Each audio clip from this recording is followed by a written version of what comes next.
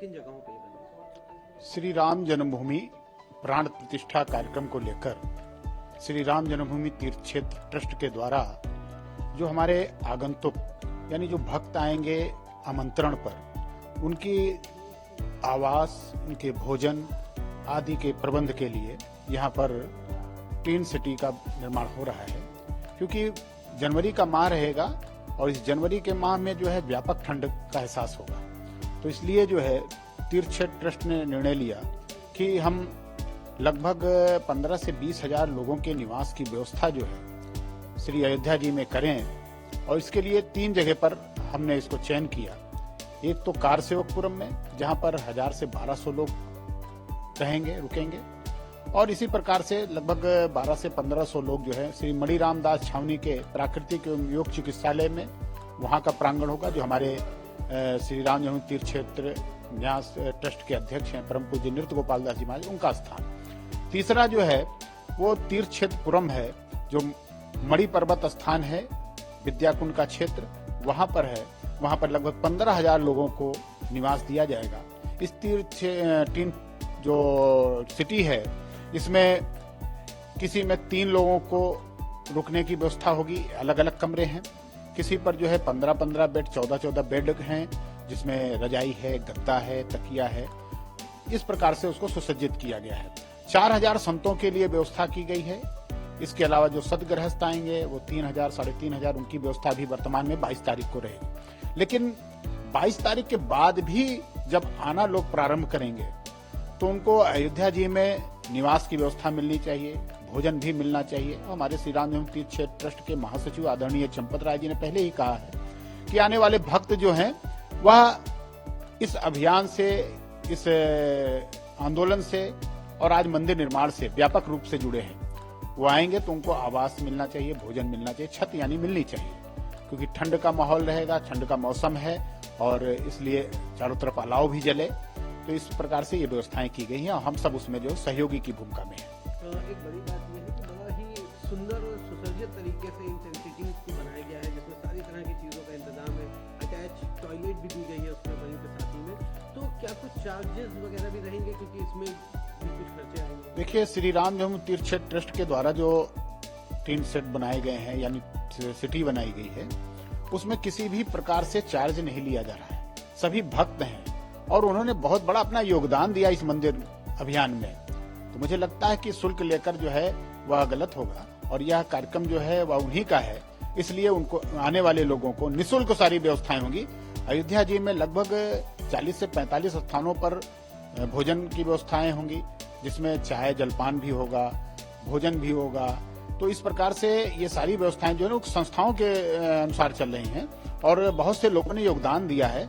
पूरे देश भर के अनेकों स्थान से लोग जो है ललायित हैं, उत्सुक हैं कि हम किसी न किसी प्रकार से अपना योगदान जो है इस तीर्थ मतलब जो प्राण प्रतिष्ठा का कार्यक्रम उसमें करें। तो अब जो सहयोग देने वाली संस्थाएं हैं, वो चाहे उत्तर भारत की हो, चाहे दक्षिण भारत की हो, चाहे वह जो है पूर्वोत्तर के लोग हों, पश्चिम के लोग हों, तो ऐसे अनेक प्रकार के लोग आ रहे हैं जो अपनी भावनाओं का प्रकटीकरण करते हुए भगवान श्री राम लला के चरणों में अपना समर्पण निवेदित करने के लिए भोजनालय का काम अपने हाथों में ले रखा है। तो ऐसे मुझे जानकारी जो मिली है, लगभग 45 स्थान ऐसे हैं जहां पर किसी लाखों लोगों को चाय वितरण करेगा, कोई बिस्कुट ही खिलाएगा, कोई मिष्ठान वितरित करेगा, और कोई पूरी सब्जी, दाल, चावल, रोटी, सब्जी सब, यानी कोई जो है दक्षिण भारतीय भोजन कराएगा, चाहे वो इडली हो, डोसा हो। तो मुझे लगता है कि जो सरलता से हो जाए वो सारे कार्य यहाँ पर करने के लिए भक्तों ने अपने हाथों में ले लिया। इनको लेकर के थोड़ा एक बार विस्तार में बताइए कि फॉल सीलिंग भी लगाई गई है, कारपेट भी बिछा गया, उसमें क्या क्या चीजें हैं, क्या क्या? देखिए, टीन सिटी है हम लोगों के द्वारा जो बनाई गई है, इसमें एक तो नीचे से ठंड ना आए, इसके कारण जो है नीचे प्लाई का वो पूरा डेस्क लगाया गया है, यानी चौकी बनाई गई है। उस पर जो है 4 कारपेट डाला गया। कारपेट भी जो पैरों में आरामदायक हो, जिनको लोग मतलब सर्दी का एहसास उनके पैरों में ना हो। इसके साथ ही साथ जो है चारपाई है या तखत है, इस प्रकार से उस पर गद्दे पर चादर, रजाई, तकिया, तो ये सारी व्यवस्थाएं की। हाँ, माना जाए कि ये घर की तरह व्यवस्था नहीं हो सकती या होटल की तरह व्यवस्था नहीं हो सकती। ये क्योंकि हम लोग प्रारंभ काल से ही देखते आए हैं, आंदोलन से जुड़े हुए लोग हैं, तो जो आने वाले लोग हैं भक्ति भाव से आए, तीर्थाटन की दृष्टि से आए और रामलला के चरणों में अपना समर्पण निवेदित करने के लिए आए, तो उनको ये सुविधा बहुत अच्छी लगेगी।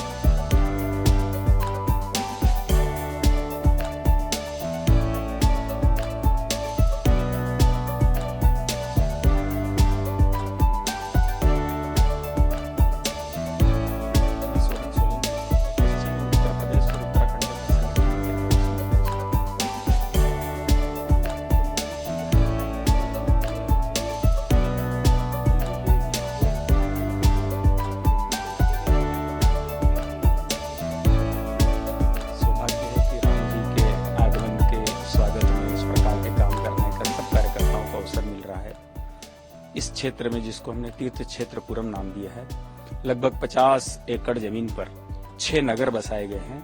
6 नगरों में से 4 नगरों में लेड बाथ अटैच 1500 कमरे बनाए हैं। आपने अभी यहाँ देख लिया है, इन कमरों में ऐसी व्यवस्था है। 6 नगरों में 6 स्थानों पर भोजन निर्माण की व्यवस्था है। जो जिस नगर में रहेंगे उनके वहां पर भोजन की व्यवस्था रहेगी। पानी की पर्याप्त व्यवस्था की गई है। 12 बोरिंग कराए गए हैं। हर नगर में 3-3 पानी की टंकियां लगाई जाएगी। सब प्रकार से अगर स्नान के लिए गर्म पानी की आवश्यकता है, ठंड के दिन है, तो गर्म पानी की भी व्यवस्था की जाएगी। पूज्य संतों के आवास के लिए उनके सहायक साथ में कोई आते भी हैं तो उनके लिए भी आवास की व्यवस्था की जाएगी। जो वाहनों से आएंगे उनके चालकों के लिए अलग से आवास की व्यवस्था की गई है। पानी की व्यवस्था, भोजन की व्यवस्था, आवास की व्यवस्था, फिर जो बड़े हॉल बनेंगे, डॉर्मेट्री जो है, उनके अलग से आवास की व्यवस्था की गई है। उनके लिए अलग से स्नान और लेडबात की व्यवस्था की गई है। यहाँ से जन्मभूमि मात्र 1-1.5 किलोमीटर दूर है, तो यहाँ से वे आसानी से जा सकें, दर्शन करके आ सकें, ऐसी पूरी सारी व्यवस्थाएं इस क्षेत्र में की जा रही है।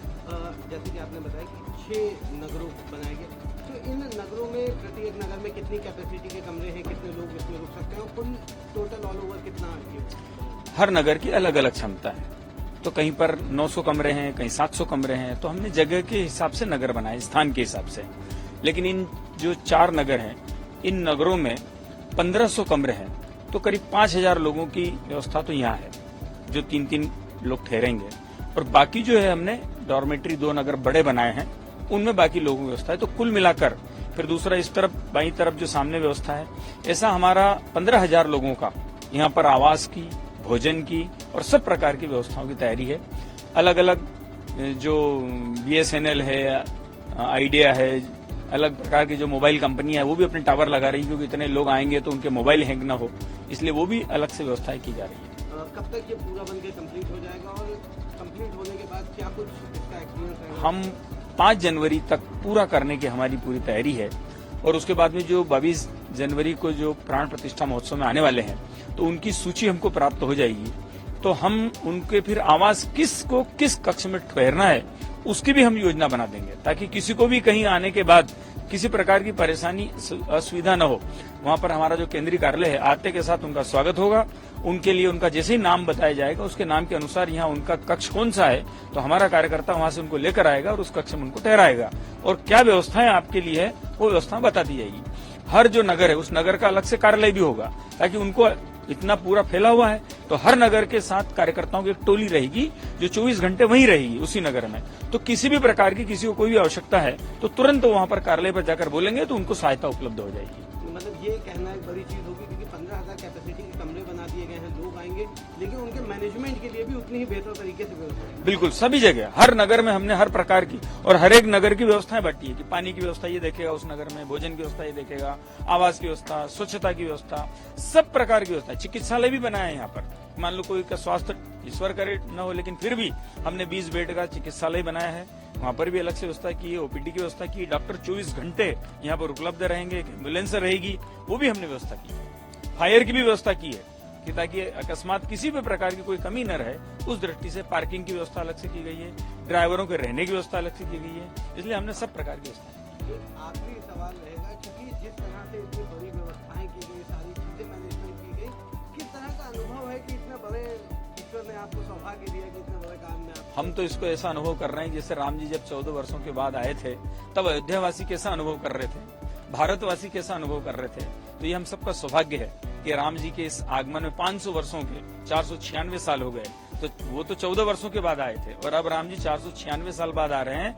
तो मन सबका, यानी आज आप देखिए, अभी जो अक्षत घर घर जाने की जो तैयारियां चल रही है 1 जनवरी से, पूरा भारत राममय है, पूरा भारत राम की भक्ति में लीन है। और ये राम केवल वाणी में नहीं, तो व्यवहार में, अपने जीवन में भारत एक राम के साथ खड़ा है। राम के जीवन के साथ अपने जीवन को समाहित करके एक भारत को राम राज्य की दिशा में ले जाने के लिए ये सब अनुष्ठान है, और हम सब उसके सहभागी हैं। ये हमारे जीवन का सौभाग्य है।